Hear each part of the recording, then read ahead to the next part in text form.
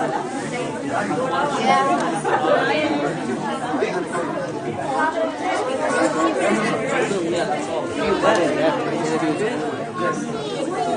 don't have to come home with him.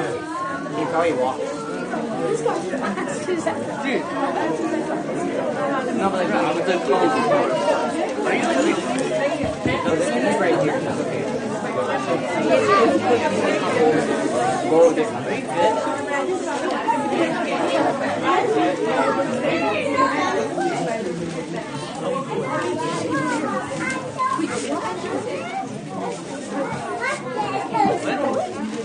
She told me.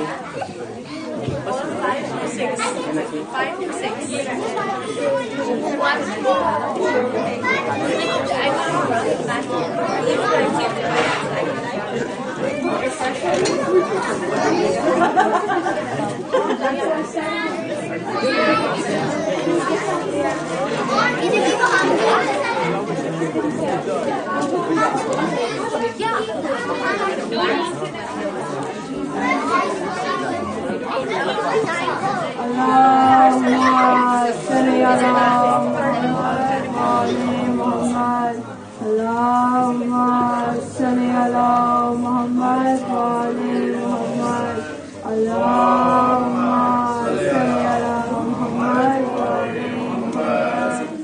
Assalamu alaikum, brothers and sisters, to the third annual Majlis hosted by Jafaria Islamic School. The tradition of Majlis of Imam Hussain al-Islam was first established by Sayyidah Zainab al-Islam and our fourth Imam, Imam Zain al-Abidin al-Islam. The reason these blessed personalities established this tradition was so that the true message of Islam stayed alive, and as a reminder to us to stand up to oppression and oppressors and to show our solidarity with the oppressed. All Islamic gatherings start with the recitation of the Quran. But before we do that, could we please recite 7 times Amma Yujibu for Muhammad Ali Rizvi in Elmhurst Hospital in New York. Bismillahirrahmanirrahim. Amma yujibu mustarra izada wa yakshifu su. Amma yujibu mustarra izada wa yakshifu su. Amma yujibu mustarra izada wa yakshifu su. Amma yujibu mustarra izada wa yakshifu su. Amma yujibu mustarra izada wa yakshifu su. Amma yujibu mustarra izada wa yakshifu su. Amma yujibu mustarra izada wa yakshifu su. Tonight, Brother On Ali from the 7th to 8th class will start with the recitation of Surah An-Nas, followed by Sister Noor Zara from the 7th to 8th class to recite Surah Fatiha, Sister Laya Fez to recite Surah Asr, and then Brother Abbas Nakli from the 13th to 17th class to recite Hadith Kasa. Can we please recite a loud salawat for our young brothers and sisters?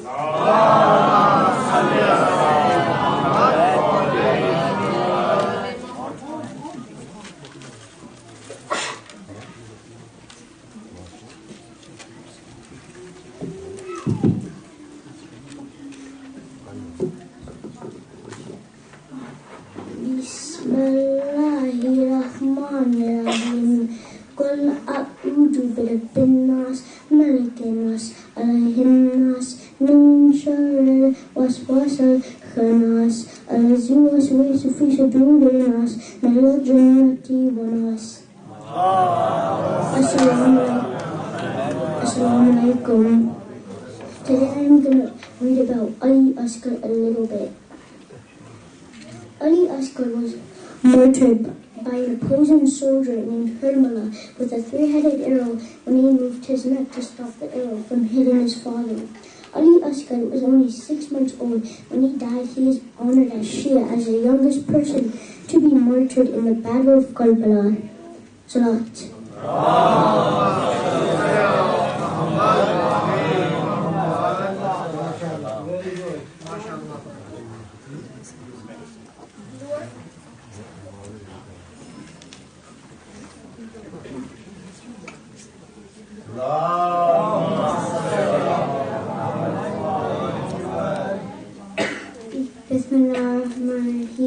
Alhamdulillahi Rabbil Alamin Ar-Rahman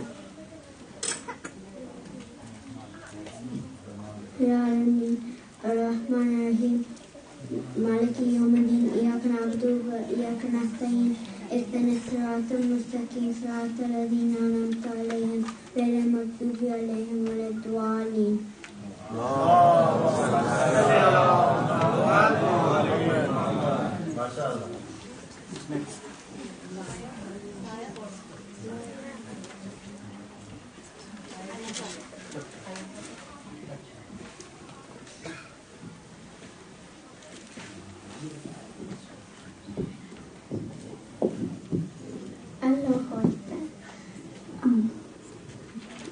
قل أعوذ برب الناس ملك الناس إله الناس من شر الوسواس الخناس الذي يوسوس في صدور الناس من الجنة والناس.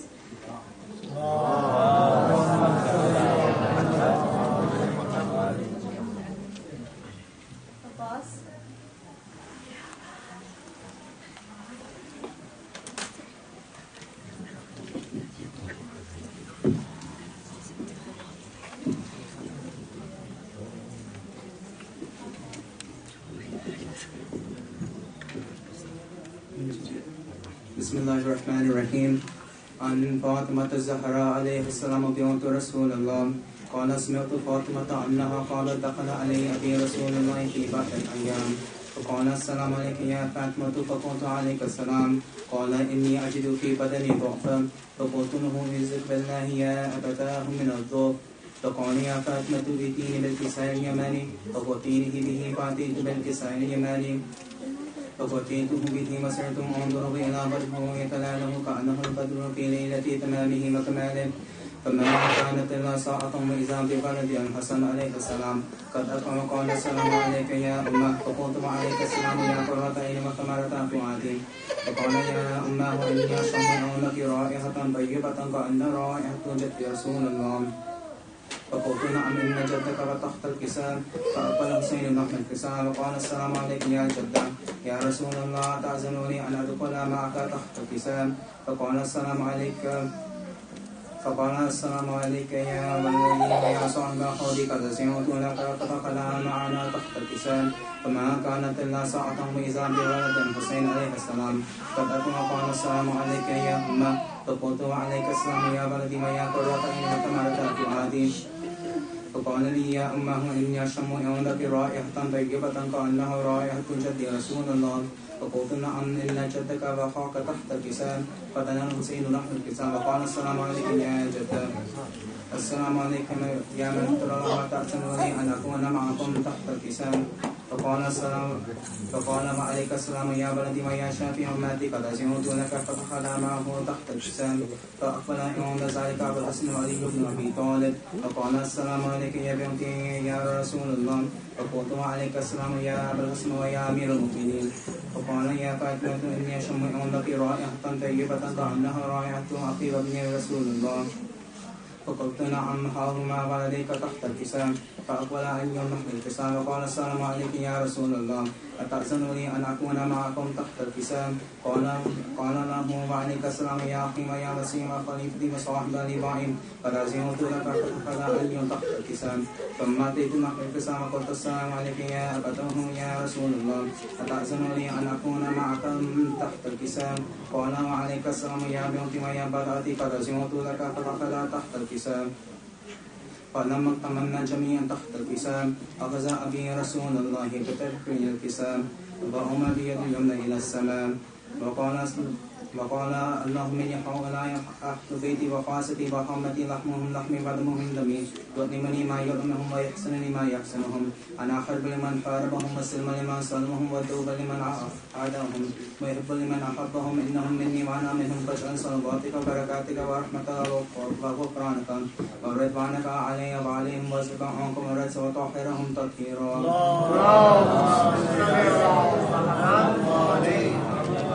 فقال الله عز وجل يا ملائكة من يسقين السماوات إني خلقت السماء مبنية ولا أرض ملكية ولا قمر ولا الشمس مبنية ولا فلك يدور ولا بحر يمشي ولا فلك يسير إلا في مخبة هؤلاء الخمسة الذين هم تحت الكسام فقال الأمين جبرائيل يا ربي وما تحت الكسام وقال نظم جلهم أهل بيت المدينة ورسالتهم فاطمة وأبوها وبعضها بينها فقال جبرائيل يا ربي يتأذنوني أن أحبط أن يكون معهم سادسا فقال لهم نعم قد أذنت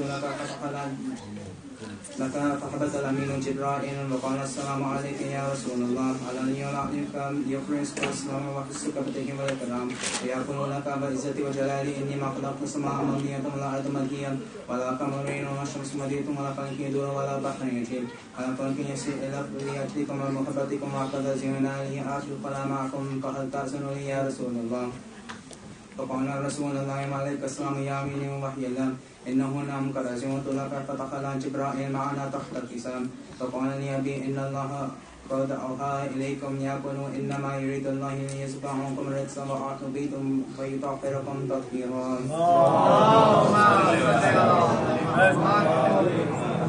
فقال لي أبي يا رسول الله أخبرني ما يجري السماء فاز تحت الكسام من القديم عند الله فقال النبي صلى الله عليه وآله والذي بعثني بالحق بهم واستفاني برسالة النجيم ما زلنا خبرنا فاز في محفل من محفلين أهل الأرض وفي جميع منهم شيعة وهب لهم ومحموم إلا وفرج فنزلت عليهم الرحمة وخفت بهم الملائكة واستغفر لهم إن يتفرقوا فقال عليهم السلام إذا والله فزنا فبشيئة رب الكعبة فقال لي أبي يا رسول الله صلى الله عليه وآله يا علي والذي بعثني بالحق بهم واستفاني برسالة نجيا ما زلنا خبرنا فاز في محفل من محافل أهل الأرض وفي جميع منهم شيعة وحبنا وفيهم محموم إلا وفرج له محمد ولا مغمون إلا وكشف له محمد ولا سائل حاجة إلا وقضى له حاجة فقال عليه السلام إذا والله فزنا وفزاشية رب وكذلك أشياءنا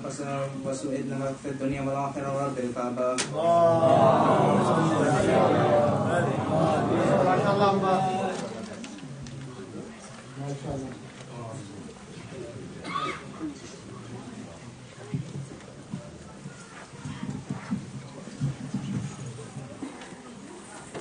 I'd like to recite a small piece of poetry from Allama Muhammad Iqbal.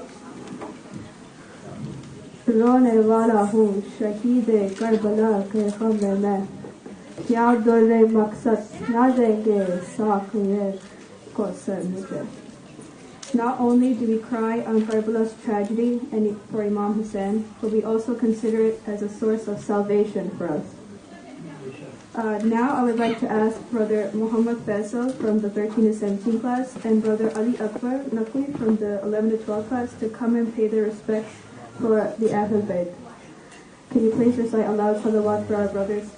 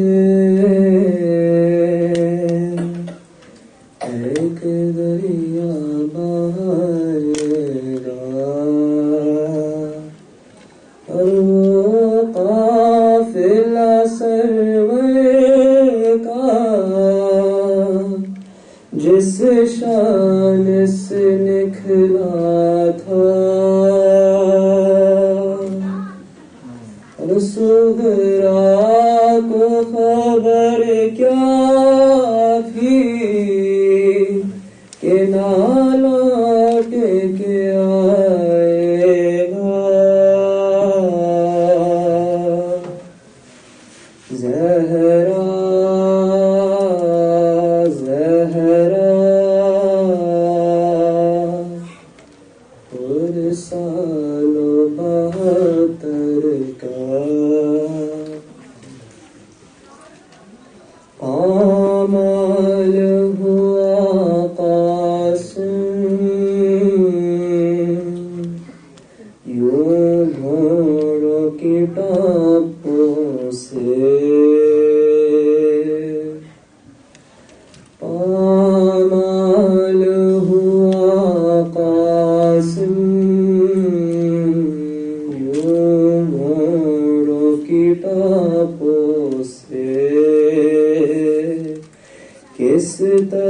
ہاں چچا تیری میت کو اٹھائے گا.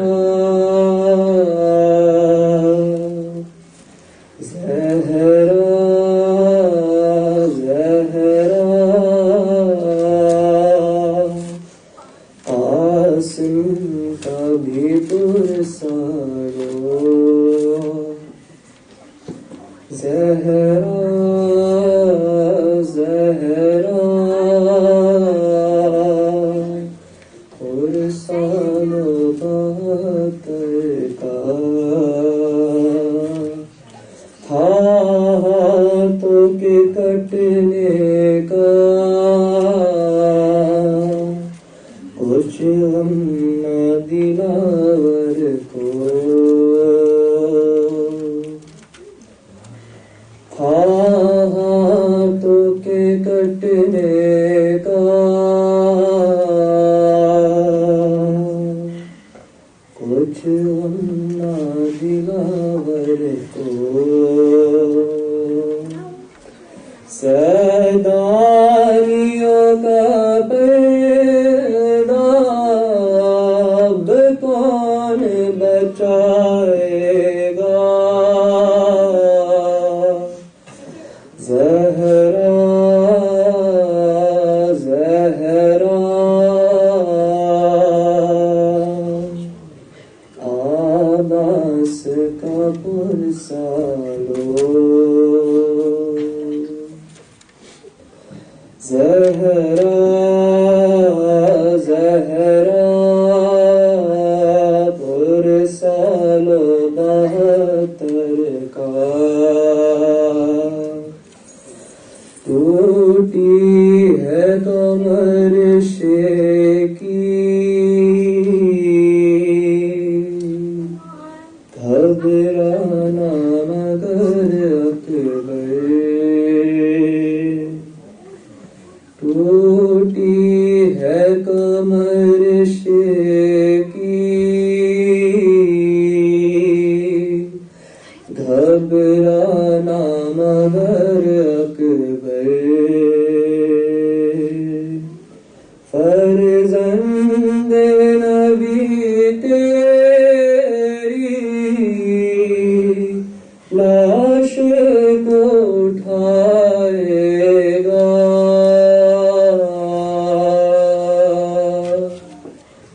زہرا زہرا اکبر کا بھی پرسالو. زہرا زہرا پرسالو بہتر کا. سوتے نت تم اصغر جھولے میں تڑپتے تھے. سوتے نت تم اصغر جھولے میں تڑپتے تھے. ارے دنیا کو خبر کیا تھی کہ ایک تیر سلائے گا.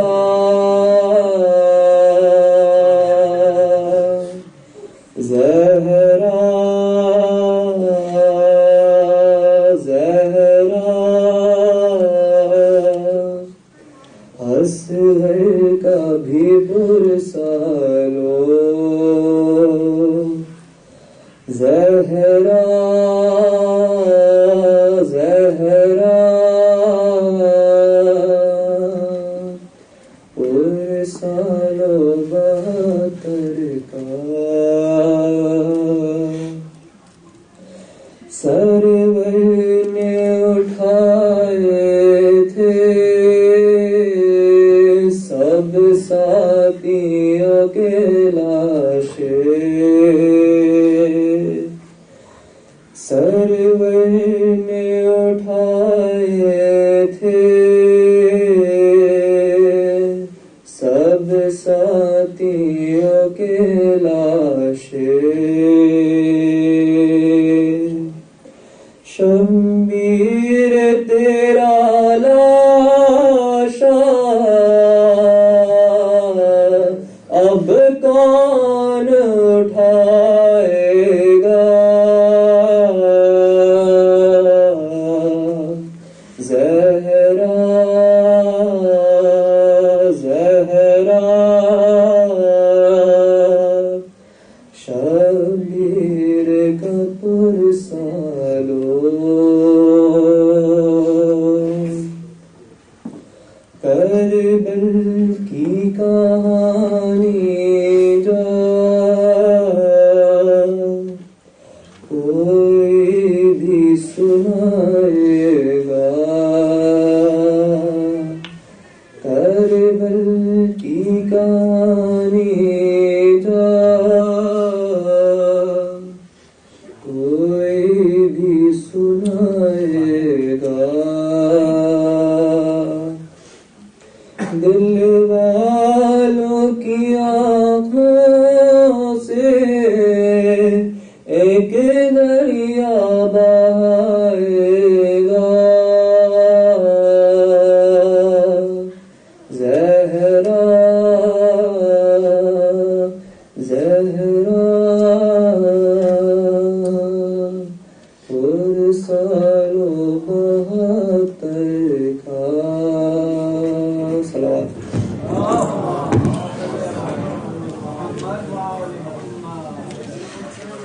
Now can I have Brother Ali Akhtar to recite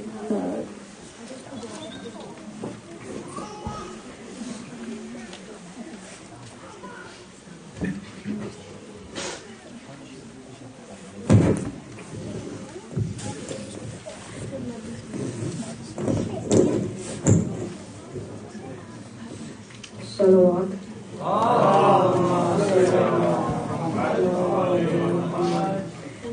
کیا دیکھتی ہے صبح زینب کے آنسو میں، کیا دیکھتی ہے صبح زینب کے آنسو میں، منظر ہے کربلا کا زینب کے آنسو میں، مرچی کا زخم تازہ زندگی رہے گا، مرچی کا زخم تازہ زندگی رہے گا، اکبر کا ہے کلیجہ زینب کے آنسو میں، سغرا نظر اتارو قاسم کا حال دیکھو، سغرا نظر اتارو قاسم کا حال دیکھو، دیکھ رہو ہے لاشا زینب کے آنسو میں، کیا دیکھتی ہے صبح زینب کے آنسو میں، اے دیدہ تصور تجھ کو دکھائی دے گا، اے دیدہ تصور تجھ کو دکھائی دے گا، چھوٹا سا ایک جھولا زینب کے آنسو میں، کیا دیکھتی ہے صبح زینب کے آنسو میں، زندان شام میں ہے چھوٹی سی کرب لیکن، زندان شام میں ہے چھوٹی سی کرب वजूद सकीना ज़ैनब के आंसू में क्या देखती है सुगरा ज़ैनब के आंसू में सलवात।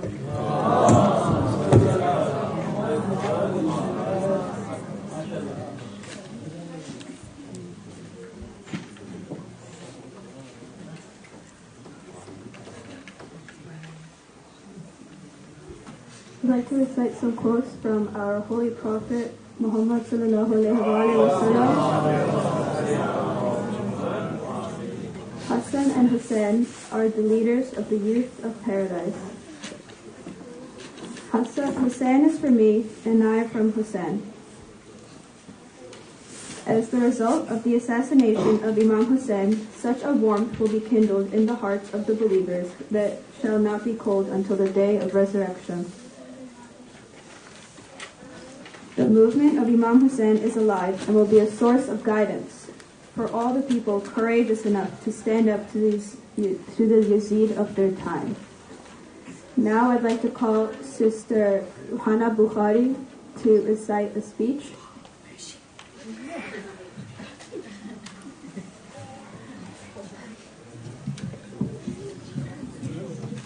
Muhammad wale Muhammad salawat.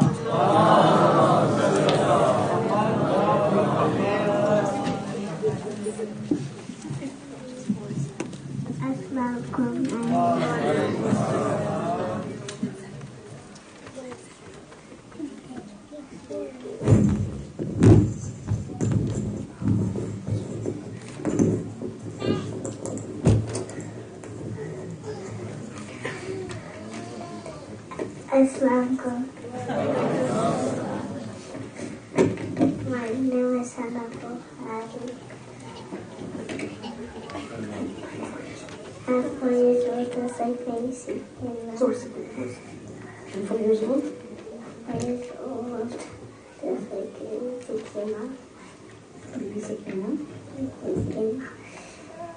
Used to sleep on her mama's chest. Used to sleep on his mama's chest. Just like? Oh, just like I like to sleep on my mama's arms.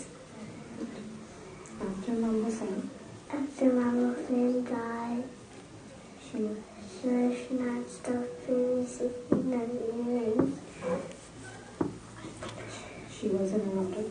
She was in a lot of pain. And cried a lot for her Baba. He cried a lot for your Baba. Allahumma salli ala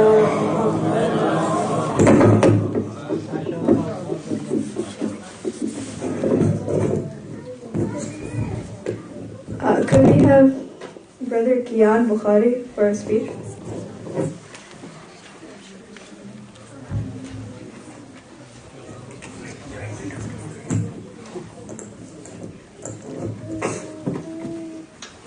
Assalamu alaikum, everybody. My name is Muhammad Kian Bukhari. My topic is Imam Hussein alayhi salam and Abu Haris. As a child, Imam Hussein had a pet lion named Abu Haris. He is also known as Sher Fiza. Imam Hussein loved Abu Haris very much. As the lion got older, the people of Medina feared that Abu Haris will hurt them. They requested Imam Ali alayhi salam to ask his son to let the lion go. Imam Ali told Imam Hussein and asked him to let the Abu Haris go.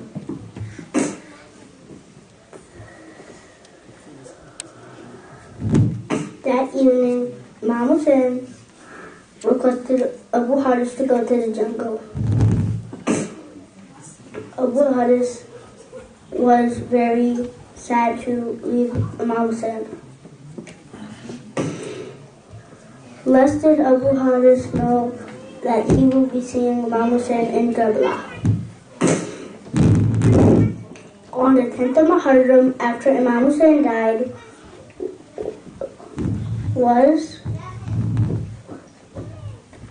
murdered Bibi Fiza. Imam's caretaker called on Abu Haris to come protect Imam Hussein from the cursed people of Yazid. Abu Haris came and protected Imam Hussein's body all night, crying for him until Imam Zainul Abidin asked him to leave the following day.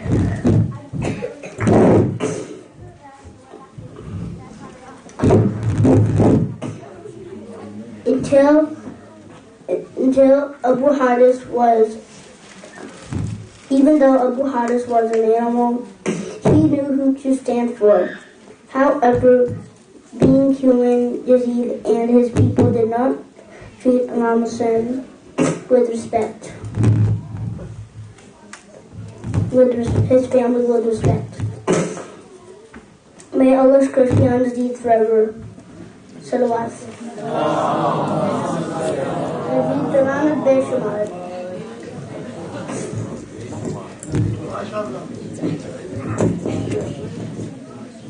Next, could we have Sister Zainab Rizvi to recite a Rubahi?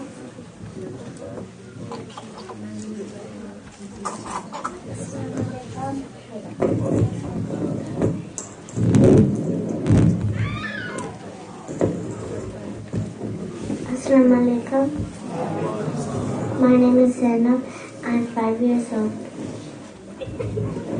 जंगल पहाड़ कहते हैं आते अली अली मुश्किल को मेरी हल करो मुश्किल को शाली सिवा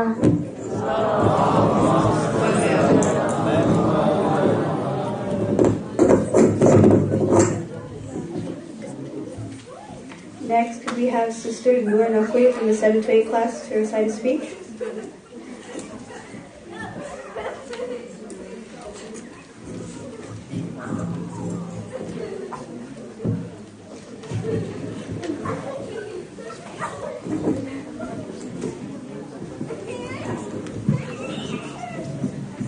Assalamu alaikum, brothers and sisters.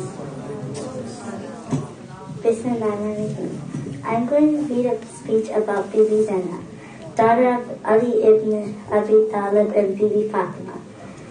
She has 2 elder brothers, Imam Hassan and Imam Hussein alayhi salam, and her grandfather is Prophet Muhammad, peace be upon him. And Kulthum is her older sister. Bibi Fatima died when Bibi Zainab was 7 years old. Bibi Zainab was named by Prophet Muhammad, peace be upon him. Zainab means adornment of father. Bibi Zainab was highly knowledgeable and free from worldly attachments. This world has seen by her as a place of travel where only that which was necessary for the hereafter should be taken. Bibi Zainab had a humble life. Bibi Zainab was totally devoted to Allah, and it is recorded that she never missed any of her wajib and nafiyat prayers, even in events in Karbala. I want my friends, brothers and sisters to never miss any of the namaz.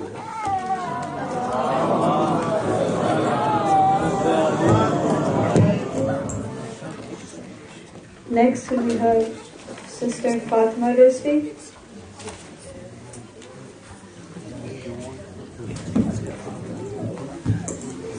MashaAllah. Wala hawla quwwata illa billahil aliyyil azim. A'udhu billahi minash shaitanir rajim. Bismillahir rahmanir rahim. Assalamu alaikum, Muhtaram teachers, students, and community members. My name is Fatima Rizvi. I'm 9 years old. इमाम हुसैन के अज़ादारों, कूफा और शाम के कैदियों का गम मनाने वालों, सूरत ज़ुहा में इरशाद पढ़ी ताला है फ़अम्मल यकीन फला तख़र। परवरदिगार आलम हुक्म देते हैं, तुम यकीन को हकीर ना समझो। आज हम उन ननी शहज़ादी पाक बीबी सकीना सलामुल्लाह अलैहा या रुकैया बिनत इमाम हुसैन अलैहिस्सलाम का तस्करा करते हैं, जो 20 रजब को गरीब और बेवतन हुई, 7 मुहर्रम को प्यासी, 10 मुहर्रम को यतीम, जिसको शायर ने ऐसी बयान किया है, रोकर हुसैन बोले मुसीबत अजीम है, रोकर हुसैन बोले मुसीबत अजीम है, मर जाए जिसका बाप वो बच्चा यतीम है, और शाम गरीबा को असीर और कैदी बनी, और अज़ादारन बीबी सकीना 13 सफर को जिंदान शाम में शहादत हुई। बीबी सकीना अपने बाबा के दिल का चैन और सुकून का बायस थी। इमाम हुसैन कहते थे, मुझे वो घर अच्छा नहीं लगता जहाँ रुबाब और सकीना नहीं रहती, लेकिन अफसोस अज़ादारों 4 साल की मासूम बीवी पर मुसीबतों के पहाड़ टूट पड़े। पहली मुसीबत तब पड़ी जब 28 रजब को घर बार छोड़कर सफर पर जाना पड़ा, अपनी बड़ी बहन बीबी फातिमा सुगरा से भी जुदा होना पड़ा। दूसरी अजीम मुसीबत अरब के सहरे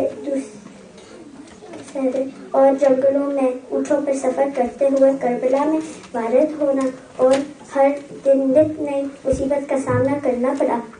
7 मुहर्रम को पानी बंद हो गया, बच्चे अल्लाह तश की सदाएं बोलते करते रहे। फिर आखिर 10 मुहर्रम को का दिन आया। आपने अपने चचा अब्बास को मशक दी, पानी लेकर आने के लिए नहरे फुरात से बच्चे छोटे छोटे कूजे लेकर पानी की आस लेकर कर बसे रहे। चचा अब्बास शहादत हो गई है, मुसीबत के आपके बाबा भी शहीद हो गए। तीसरी मुसीबत बीबी सकीना यतीम हो गई, शाम में गरीबा आई। चौथी मुसीबत बीबी असीर और कैदी बनी, यजीद के दरबार गई, अपनी माँ को भी ज़ैनब कुलसूम भाई सजाद और मौला बाकर के साथ कैदी बनी। इतनी सी जान, इतनी शक्तियाँ और मुसीबतें कब तक बर्दाश्त करती कि आखिर 13 सफर को आप जिंदान शाम में शहादत हो गई है। रे मुसीबत, बच्ची कुर्ते का कफन देकर दफनाई गई, अंधेरे जिंदान में सकीना तन्हा रह गई है। वक्त के इमाम हमारा पुरसा और इस इबादत को कबूल करना। सलवात।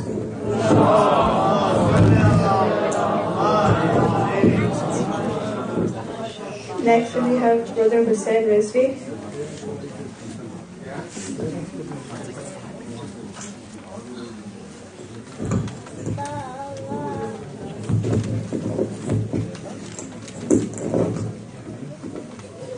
Salawat.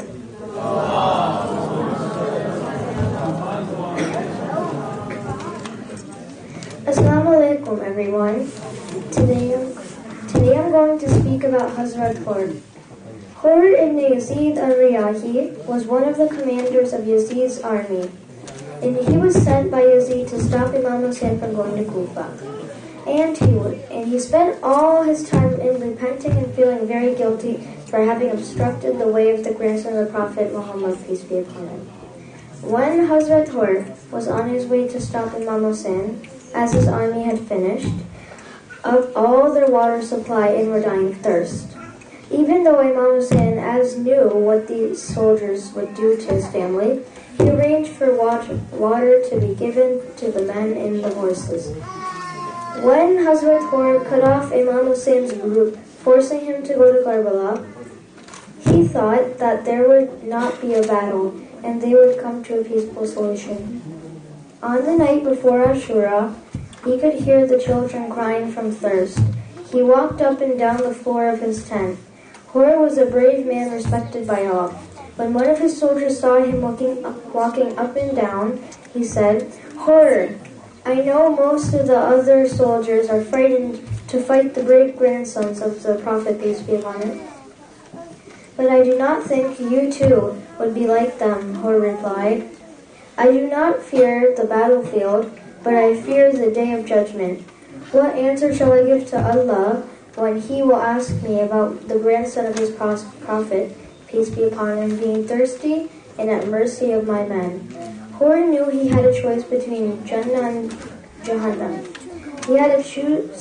He chose to fight with Imam Hussein as his son and he were amongst the first of the martyrs.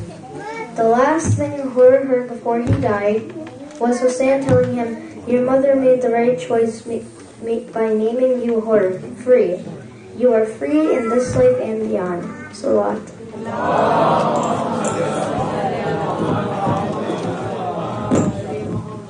Next, I have Brother Rehan Rizvi.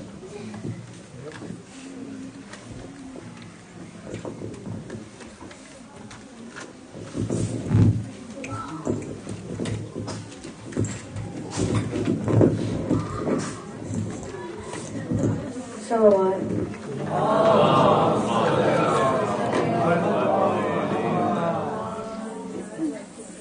Assalamu alaikum, everybody.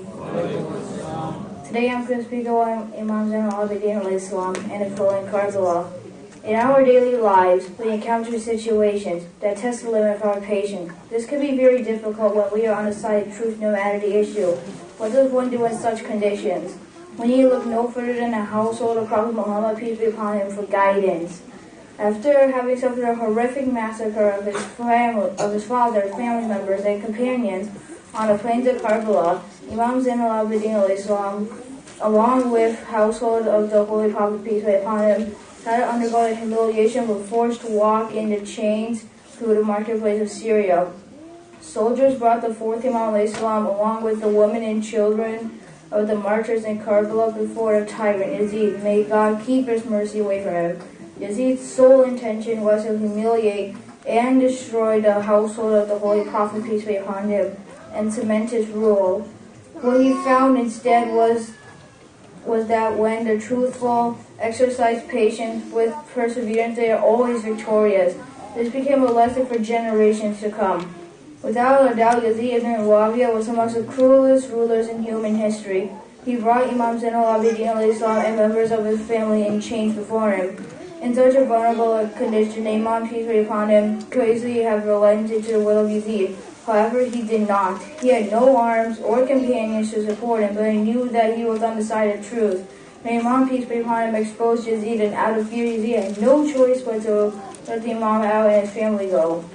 Yazid thought that he won by massacring Imam Hussein, peace be upon him, his family and companions, and by taking away other family members captive. What resulted was the exposure of his caliphate as false and a recognition of truth for many generations to come. So on.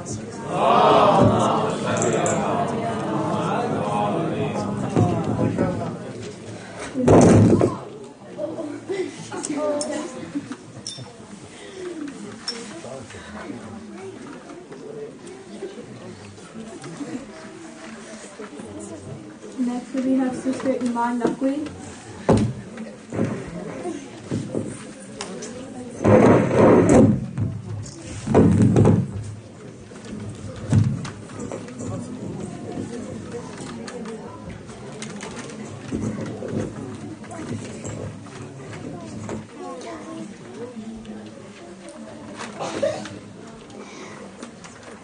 Assalamu alaikum, brothers and sisters. My name is Iman Naqvi, and I would like to share a story about Hazrat Abbas. A story about the sacrifices, perseverance, and the astounding bravery of this inspiring brother of Imam Hussein. I would like to set the scene for you. It is the 10th of Muharram. Everyone in the camp of Imam Hussein is thirsty and hungry. They haven't had food or water for 3 days. Can you imagine? The cries for water from the children and women were getting louder with each passing day. Al-Atash, Al-Atash. Everyone in the camp heard it, but there was nothing anyone could do. Their mothers had no water to feed their children, their small children. The level of helplessness was so much to bearing everyone. For Hazrat Abbas, it was too much. Hazrat Abbas was the son of Hazrat Ali ibn Abi Talib, and his mother was Fatima, who is also known as al-Bani. He was a fierce warrior and could strike fear in even the toughest soldier. He was the half-brother of Imam Hussein, and he was always standing with Imam Hussein, even during the tougher times. But this was the toughest. Hazrat Abbas was the commander of the army, and because of that, he always was turned down by Imam Hussein when asked to go into the battlefield to fight. Imam Hussein would always remind Hazrat Abbas that he was the commander of the army and that he could not go. Soon there was no soldiers left in Imam Hussein's army except Imam Hussein and Hazrat Abbas. Hazrat Abbas once again asked permission to go into the battlefield. Again he was told no, that he was the commander of all the soldiers in the army. Hazrat Abbas gently told Imam Hussein that there was no army to command anymore, and there was no soldiers to lead. Reluctantly, Imam Hussein let Hazrat Abbas go out into the battlefield, telling him that if he was going to go out, at least get water for the kids in the camp. Hazrat Abbas took Bibi Sakina's musk and went out on his journey. Now you would not have wanted to be on the opposite side of Hazrat Abbas.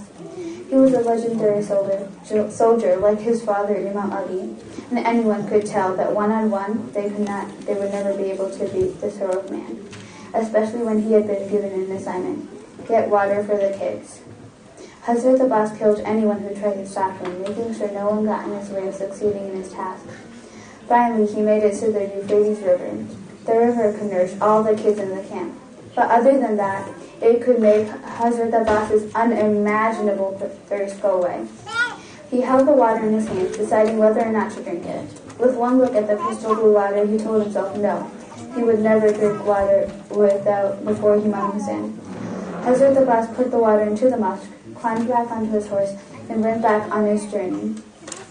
But when he was riding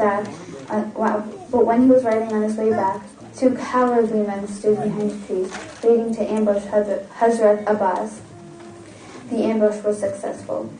Hazrat Abbas lost his left arm. But Hazrat Abbas didn't spare a second.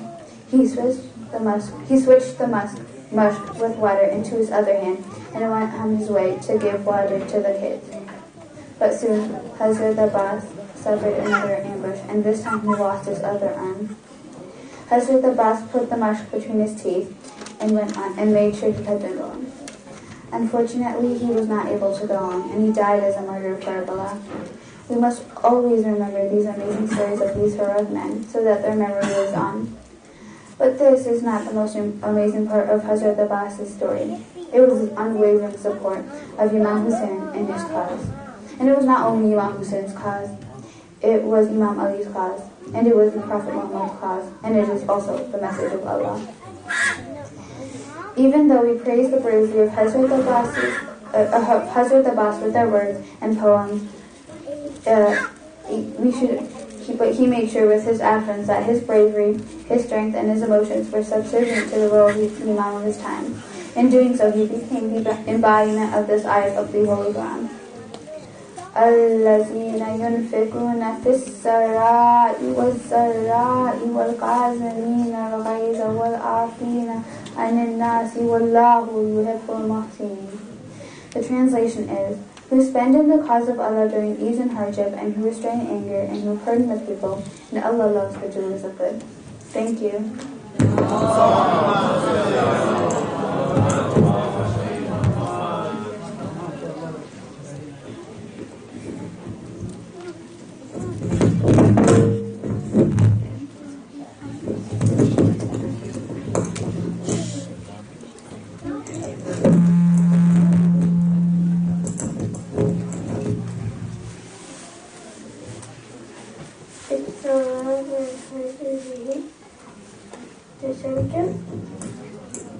Haji?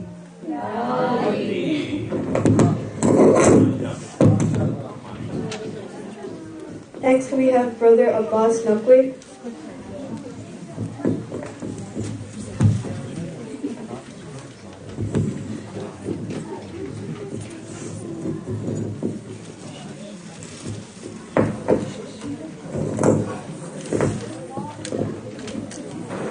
Bismillahirrahmanirrahim. Respected Maulana Sub, teachers, parents, and students, Assalamu alaikum. Today I will be speaking about Hazrat Abbas. Hazrat Abbas was a child of Imam Ali and Bibi Fatima. Bibi Sayyidah Fatima stated, "O Ali, after my death, you will be married to a lady named Fatima, and she will give birth to a child named Abbas. He will be my son." Hazrat Abbas was born in Medina on 7th Rajab. When the news of his birth reached Imam Ali, he prostrated himself on the ground to thank Allah because he got his representative for the Battle of Karbala. When Hazrat Abbas opened his eyes for the first time, he saw Imam Hussain. As great as he was, he had many titles. For example, one was Afzal ul-Shuhada. The meaning is the most superior in the martyrs. When he was growing up, he spent 10 years with Imam Hussain, and his last 10 were spent with Imam Hussain. Hazrat Abbas saw his first battle when he was only 11. This battle was the Battle of Siffin. One day he appeared fully disguised, masked and armored. When Ibn Ishaq, a brave and famous Syrian fighter, saw the masked person, he asked one of his 7 sons to slay him. Instead, the son was quickly put down. Likewise, his 6 other sons tried to fight the masked warrior, but they all met the same fate. Finally, Ibn Ishaq himself came forward, in the manner in which he was also beaten, made all the other people stare in disbelief. It is said that once Imam Hussain was present with his father Imam Ali in the mosque of Kufa. Imam Hussain felt thirsty and asked for water from Qamar. Qamar was a well-known servant of Imam Ali. When Qamar rose to bring the water, Hazrat Abbas, who was then a very young child, asked Qamar to stop. He told him that he would bring the water himself for his master. The cries of water raised by the children in Imam Hussein's camp on the day of Ashura deeply grieved Hazrat Abbas. He quickly went to Imam Hussain to ask for permission. After he took the empty water bag from Janabi Sakina, the daughter of Imam Hussain, and rode towards the river, he quickly filled the bag of water and started riding back towards the camp. Yazid's army circled Hazrat Abbas. He kept the water bag in one hand and started fighting with the other. When both his hands were cupped, he gripped the water bag strapped with his teeth. He fell off his horse and called out for Imam Hussain. Imam Hussain reached him with great difficulty and placed his head on his lap. Hazrat Abbas then opened his eyes to cast a last look on the holy Imam's face and breathe his last moments.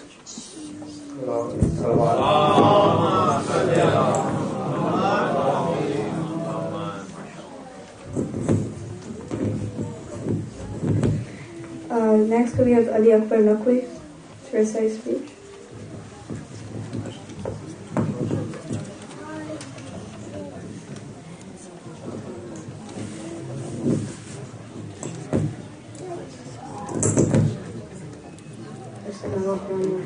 Assalamu alaikum, respected teachers, elders, Muslim, and students. Today I will talk about a tyrant leader named Mutawakkil. Mutawakkil was a bad person. When it was the time of Imam Azman al-Islam, the population of Muslims kept on increasing a lot every single day.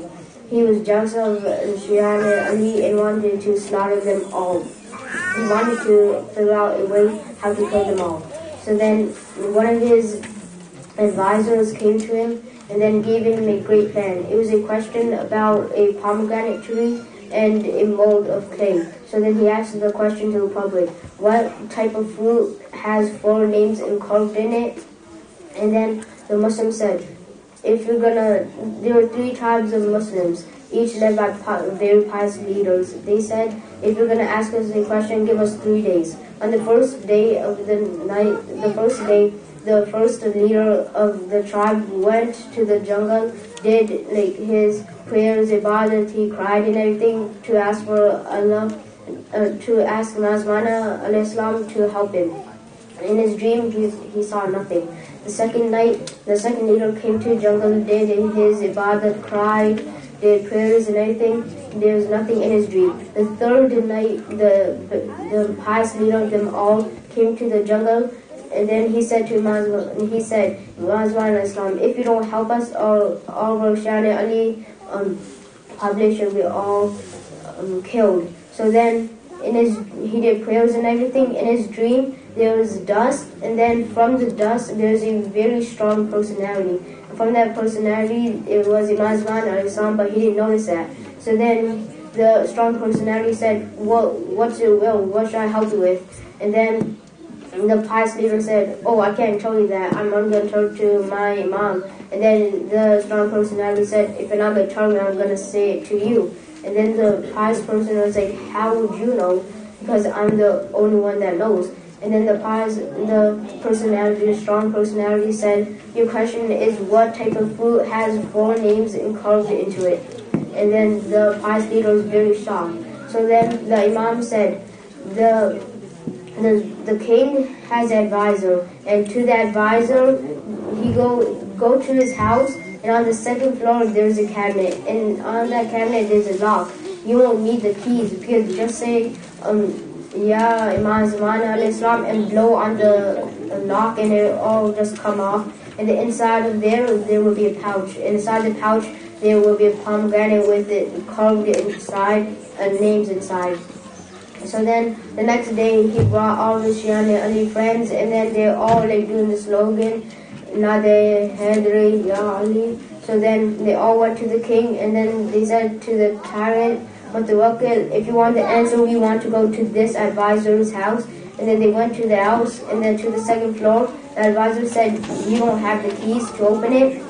So then the very pious leader went to the cabinet, said, Ya Imam Zaman al-Islam, and blowed on it, and then the cabinet opened up, and inside was a pouch, and in that pouch was a pomegranate with the 4 caliphs' name carved into it.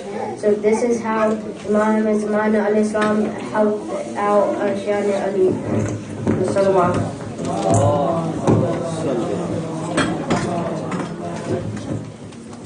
Next we have Sister Konen Nakwi.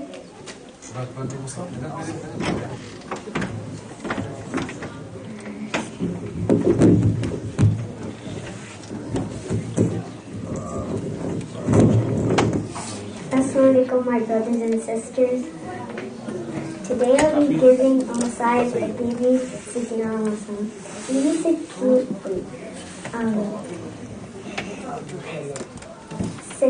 Sayyid Ibrahim was a pious man. Most people had trust in him. He lived in Syria. One night he slept. He had 3 daughters. The youngest daughter had a dream that Bibi Sakina was asking her that, oh, I'm getting hurt. My grave water is coming and hurting me. And then when she woke up, she told her dream to Sayyid Ibrahim. The next night, the other oldest daughter had the same dream, and she woke up and told the dream. And then the next night, Sayyid Ibrahim, the oldest daughter, had a dream that Bibi Fatima was telling her that you guys had one job and you're not taking it seriously. Then she told Sayyid Ibrahim that Bibi Sakina told her in her dream that we had one job and we're not taking it seriously. So then Sayyid Ibrahim said that this is a problem, so we need to fix it. So Sayyid Ibrahim asked other people to help him fix the grave. And then other people trusted him and went. He was an honest person. Next, he asked the governor, could I have the key to open the grave? And then the governor said that whoever opens the grave will have to fix it. So they all agreed. So everybody tried to open the grave. But when Sayyid Ibrahim opened the grave, it opened. But when other people opened it, it didn't. So Sayyid Ibrahim had to open the grave. Sayyid Ibrahim took all the clay and dust off the grave, and then he told his oldest daughter to peek what's inside. And then his oldest daughter said that, oh, Bibi Sakina is wearing a dress it's burnt, but she's not wearing white kapra. So then Sayyid Ibrahim was fixing the thing. While he came back that night, all of his daughters were crying, but then Sayyid Ibrahim asked, why are you guys crying? We had a blessing. But then his oldest daughter said that when you gave me Bibi Sakina's body, her ear was bleeding and she had a mark on her cheek. She was hurt so a lot.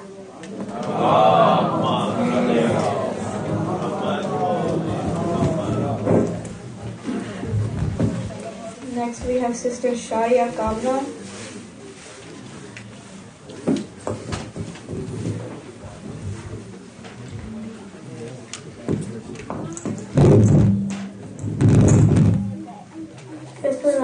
Assalamu alaikum. Today I'm going to be telling you the Messiah of Allah. There was a baby named Abdullah al-Yasir ibn Hussein and was born in the holy house of Imam Hussein al-Islam in Bidruba.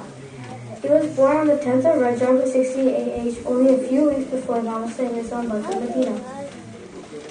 Hazrat Ali Asghar was the youngest child of Imam Hussein al-Islam and had an older sister named Sakina. Bibi Rabab would accompany Imam Hussein al-Islam along with her children on the journey to Karbala. The fact that Imam Hussein al-Islam took his newborn baby makes it clear that his intention was never to fight with Yazid. At Karbala, Shahzada al-Asghar was only 6 months old. On the 2nd of Muharram, there was no water in Imam's camp, so Shahzada al-Asghar was in great pain because of his thirst. On the day of Ashura, after Hazrat Ali Akbar was killed, Imam Hussein al-Islam was standing outside of the camp. He said, Halman Nasir Yansurna. He was left all alone and was preparing to go to the battlefield. Just then he heard the sound of a baby crying from the tents. It was Shahzada Ali Asghar crying from the pain of his hunger and thirst. Imam walked into Bibi Rubab's tent and lifted Ali Asghar from his cradle. And he said, Rubab, I will take him to Yazid. Surely they cannot possibly deny a few drops of water. Bibi Rubab changed his Ali Asghar's clothes and even tied a long turban around his head. Mom carried the 6-month-old baby to the bathroom.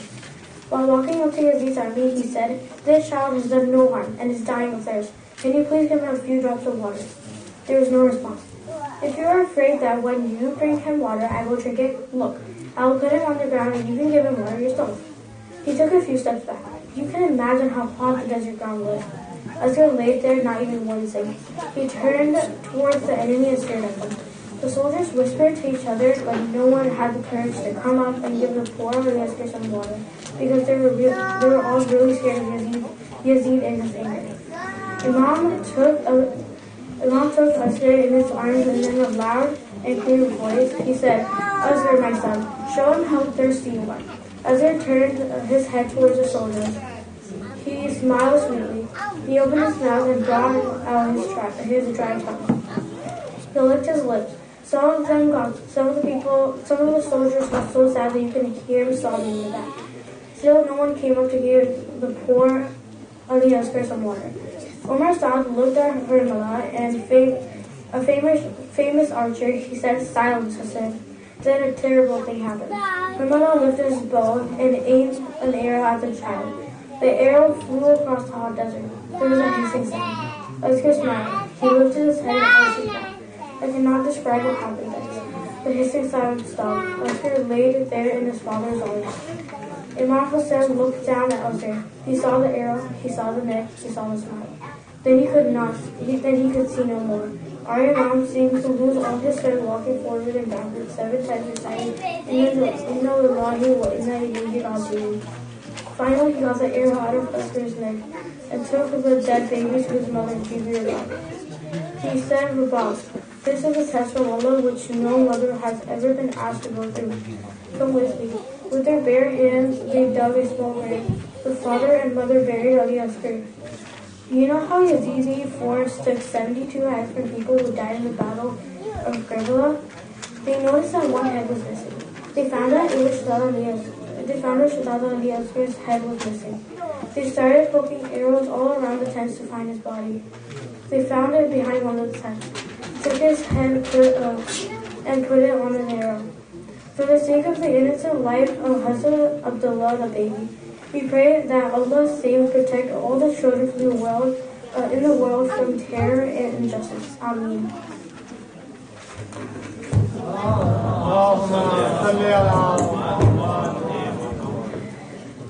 Next we have Brother Muhammad Faisal.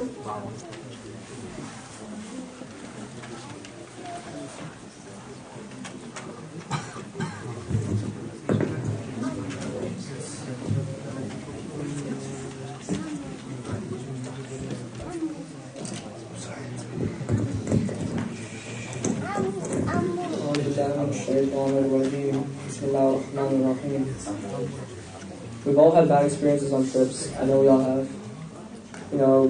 We say that, the organizer of the trip might have messed up our hotel. We might have gotten caught in rain. However, I have one question, Wazadanas. Didn't we all come back safe? Or didn't we all come back alive? This was not the case for the family of the Prophet. Everyone in the Qafila who left from Medina, less than half of them came back. There was Ali al-Asghar, Qasim, Imam Hussain, Imam Abbas, Ali al-Akbar, Allah Muhammad. None of them came back. Yet we sit here and complain all the time about how we might have, got caught in rain, we might have not been able to go on trips to Disneyland because of how bad it was. Yet we see them, they got to do none of that. Let's never forget that the one who Bibi Zainab cherished so much.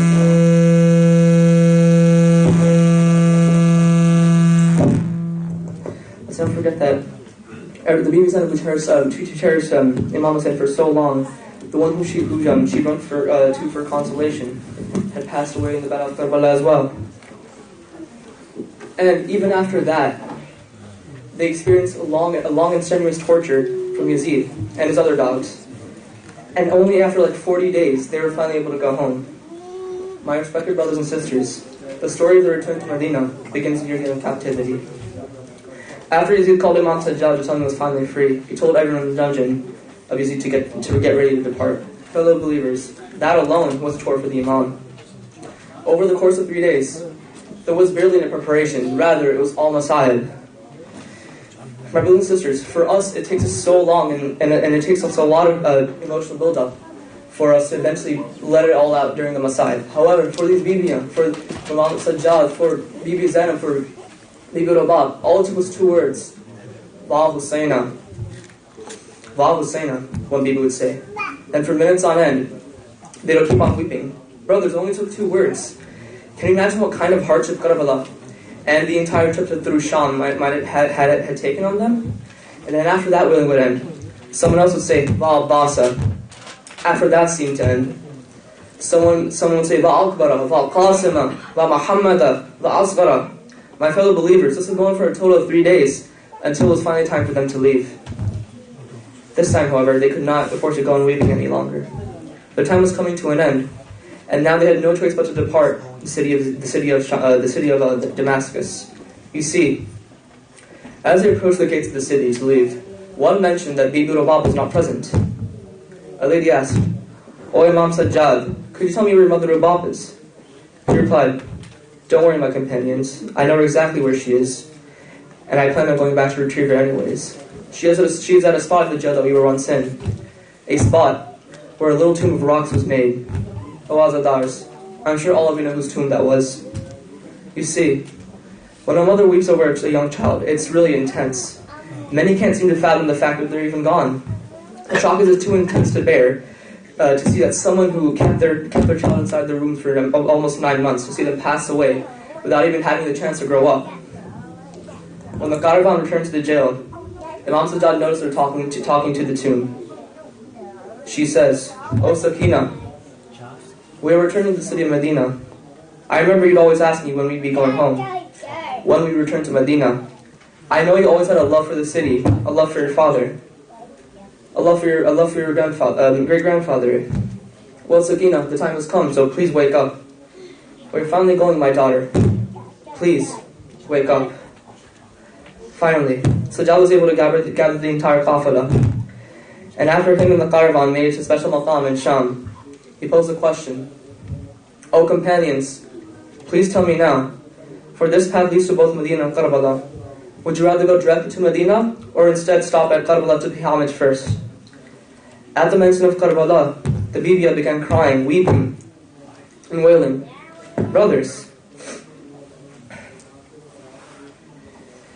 just imagine how much of a hardship it must have been for them. Salawat.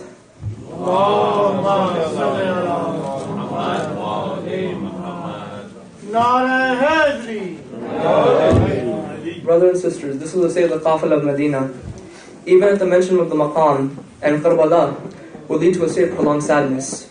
Sajjad knew that he would have to now take them no matter what. He could not leave the Bibiya, who were wailing so much, without the ability to pay homage to those to the graves of the Shaheed in Karbala. Then the time of Arba'in came. As many of you may know, the 40th day after someone's death, and the time of when one must pay homage to the deceased. Imam Sajjad, after asking Yazid for the head of the Imam Hussain, made an effort to first reunite the head with the severed body. During this time, many of the Bibiyans sought to reunite with their loved ones. Bibi Rubab, who lost all her children, first went to the qabr of her second eldest son, Ali al-Akbar. My brothers and sisters, I just want you to imagine. Bibi Rubab, when in Medina, would always talk about how she was going to marry her son to someone. Since he had finally turned 18 and was a man definitely worthy of marrying. Not only was he good in looks, but he was also one of the strongest, fiercest youth of Medina. However, all of these hopes would soon be cut short with his inevitable death of Karbala. Like all mothers, she was completely devastated. All of her planning was sent down the drain. Not only this, but she was also faced with the realization that her younger son was also dead.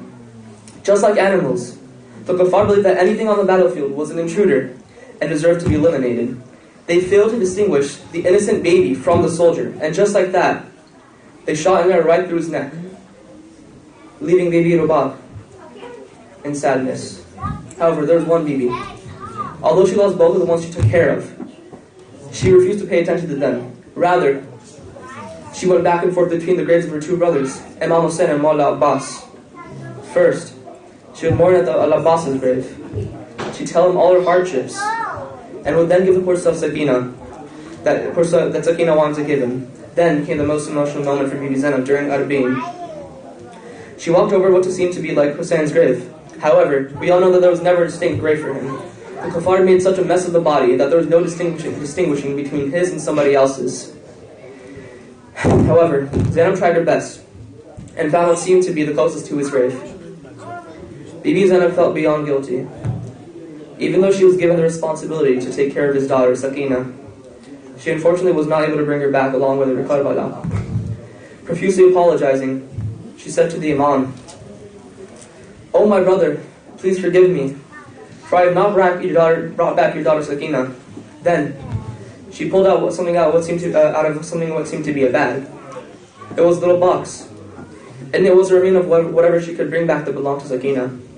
She then showed it to him and said, "My brother, please forgive me, as this was all I could retrieve from her." Having done that, the Qafilah spent a couple more days before it was time to depart to Medina. After a couple more days of weeping and wailing, Imam Sajjad could not bear hearing them aside and watch them weep any longer. The next morning, everybody was ready once more, except for one lady. Once again, Bibi Rabab was nowhere to be found. And so Imam Sajjad once again went to Bibi Rabab and asked her, "Oh my mother, it's time to depart to Medina. Are you ready?" While mourning over everyone that she lost, she would reply, "Oh Sajjad, what is it in for me to go to Medina? What will I do? My daughter is in the Sham. My two sons and my husband are all lying here, dead. What good will it do for me to return to Medina now?" Imam Sajjad would then reply, "Oh mother, what will you do residing here?" Bibi Rabab would then say, "Oh Sajjad, I will be the caretaker of this land. I will make sure to clean it and guard it. Oh Sajjad, I will give all of them what they all desire the most. What Ali al-Asghar was killed over, I will put water all over their graves to quench their implacable thirst." Sajjad, feeling her pain, had no choice but to give his order as the Imam. "Mother," he would then say to her, "Mother, by my imamat, I must already come with me now." Soon, the Qafilah finally arrived in Medina, and the Imam's first role was to tell someone, to give the message to the rest of them that Imam Hussein was unfortunately dead. Imam Sajjad chose Bashir to let everyone know the events of Karbala. Meanwhile, Bibi Zainab stood there anxious and confused. She did not know what to do, where to go first. She was faced with an array of questions in her own mind. What would she tell Hussein's daughter, Sughra? And what would she tell her grandfather, Muhammad? Then the inhabitants of Medina came to greet the Qafilah. However, it was not one of happiness. Rather, it was filled with grief and sadness. The shock of finding out that the entire family of the Prophet was slaughtered and martyred in Karbala was too hard to bear for any of the Medinans. Everyone was shocked that Ali Akbar did not come back. They were all expecting his marriage to happen soon. However, we all know that never happened. Each one paid their respects toward Imam Sajjad and the Qafilah, and the gathering was only filled with sadness. However, Bibi Zainab was still struggling. How would she confront her niece, who could not wait to meet her family once again? How could she confront the one who waited her mother's long-planned marriage? Bibi Zainab knew nowhere to look but the shrine of her grandfather, Muhammad. As willing took over her face, she burst into the mosque of the Prophet and cried out, "O my grandfather, I came to you to mourn for my brother, Al-Hussein. I came to you to mourn for your grandson who would be on the minbar alongside you. Yet, my brothers and sisters, this was only the beginning of her test. How would she be able to tell Bibi Sultana what happened? How would she communicate to her that all that took place? You know, us as people, we find it hard to even tell our children that, you know, their grandfather might have died. However, let's imagine what Bibi Zainab might have had to face. Not only did Bibi Zainab have to tell Bibi Sultana that her brother died, but she also told her that her father died. Not only her father, but also her sister, Bibi Sakina. Not only Bibi Sakina, but also Ali Asghar, the infant 6-month-old son. Not only that, she also had to tell him of how his 2 cousins died, both Anna Muhammad and Qasim. Not only that, but she also had to tell him of how Abbas was slaughtered, his hands were cut off. My brothers, can we ever imagine the hardships of whatever took in Karbala to the fullest extent? This is the Messiah of Karbala. The weight it holds, the sadness it holds, is unlike any tragedy ever written in history. No story could ever come to the close to the events of Karbala. Allah la'natullah wa qana al-zalimin. Nathan Hussein.